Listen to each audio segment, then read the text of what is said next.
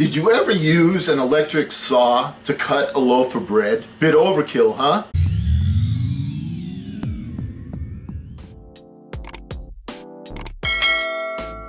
Hello again, everyone. I'm Eli's dad with Project Eli, where we educate and lead and inspire. And I am inspired to talk to you today, and I'm going to start with a confession. Here's my confession. Eli, I'm not a Facebook guy. All right, yeah, I'm on Facebook. I have Facebook page, and my phone gives notifications whenever anybody sends a Facebook thing, which is way too often, which is one of the reasons I don't like to add people to my Facebook. It's like, yeah, I need a lot more notifications in my life. That's something I'm really looking forward to.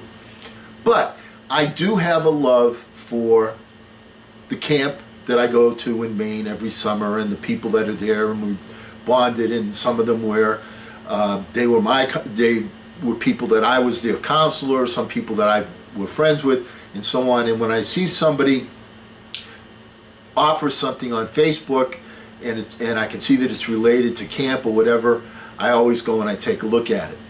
But recently there was some major overkill. One of the guys that, if he sends a Facebook notification, I'll read because of my relationship with him.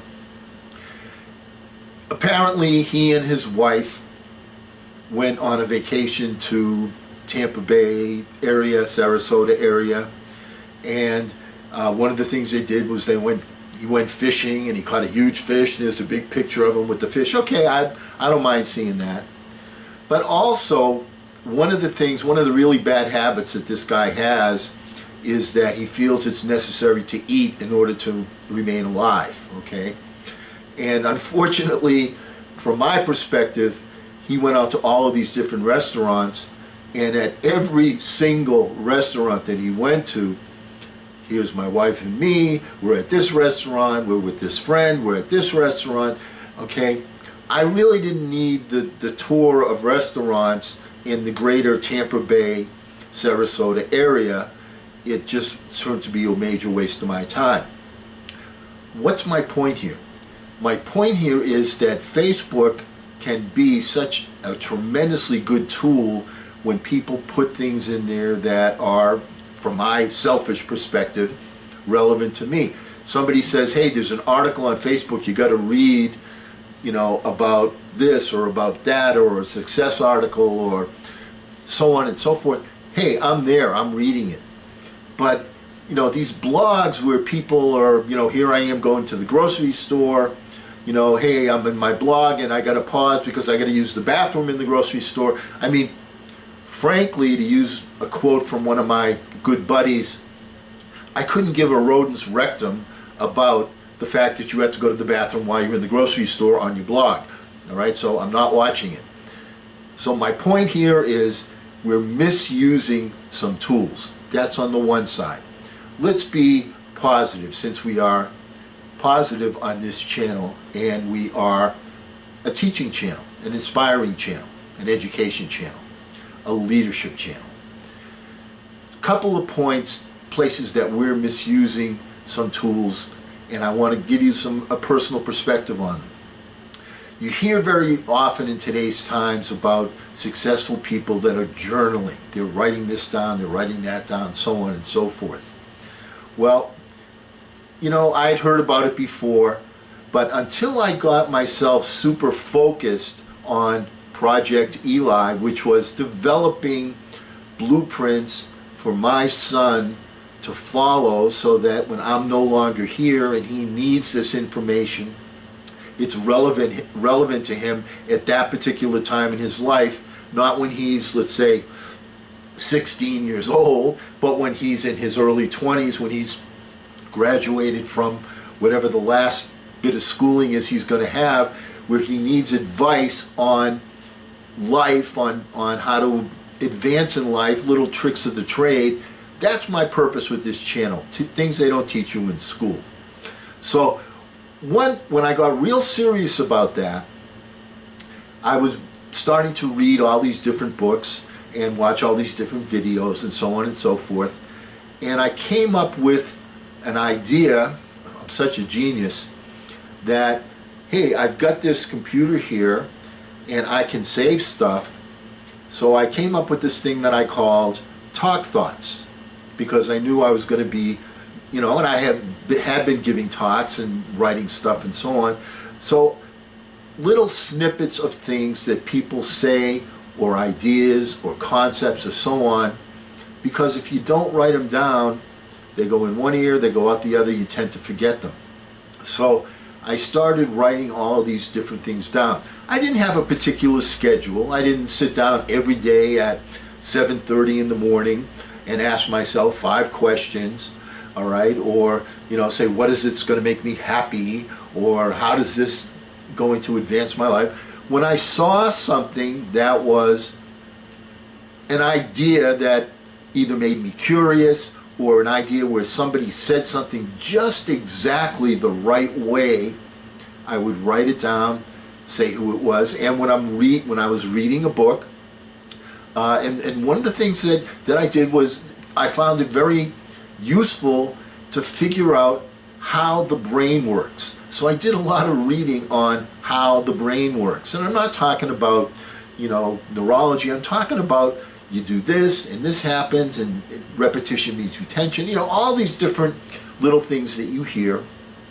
And I started writing them down in these books that, obviously these books wouldn't be such bestsellers if they didn't have good stuff in them. So I would jot down the little things or the paragraphs, or I would cut and paste and put it in my Talk Thoughts.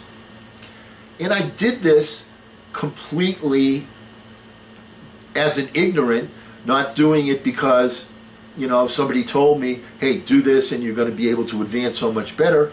I did it because I wanted to retain that information. Duh. All right, so I would put it in my Talk Thoughts.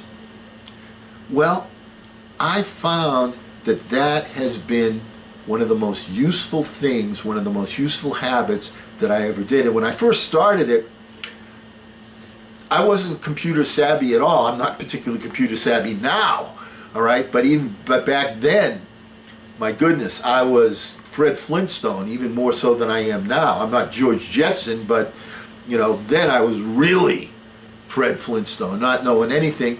And I used to write the stuff down on little pieces of paper, put it in my wallet, and then at the end of the week, I would write them all down and retain them, because these were things I didn't want to lose. Now, I was doing this without any particular, essentially, purpose in mind, but here's the point. When you do things like that, when you put down what makes you curious, when you put down things that people say that are worthwhile, that are significant, that are thought-provoking, you retain them better. And with just the act of writing them down allows you to retain them better. And when you find yourself in a challenging situation, I can go back to things that I wrote, and I just started doing this 3.5 years ago, and I got 1,000 pages now. So I go back and I look at these things. You go back to basics. Your current issue, your current challenge, and you start reading these things, and you come up with a concept, you come up with an idea that somebody else came up with before, that you wrote it down, that applies to your particular scenario right here and right now. It's going back to basics. It's the same thing that a football coach will do, or a basketball coach will do. The team's losing, you're not winning, you're not playing well. What do? You go back to basics. You go back to basics. So this allows you to go back to basics. My point is, you hear people talking about journaling all the time. It's not critical that you understand the why and because things work all the time. I understand why it works now. I didn't when I first started doing it. But even though I didn't understand the why and because it worked, it still worked. Just the same way as we've mentioned many times, the law of gravity always works. Why? It just does. You don't have to understand the why and because, you just have to understand that if you have an apple and a tree and it gets loosened from the tree, it's going to fall down. So, strong recommendation. In the course of your daily life, I don't want to hear about how you went to the grocery store and you picked up the last turkey that was on a discount. But I do want to do want you to write down the things that people say that are of critical importance, that are thought-provoking, that create curiosity for you. Things that you can retain that are worthy of being retained. Same principle applies to meditation. There's another thing.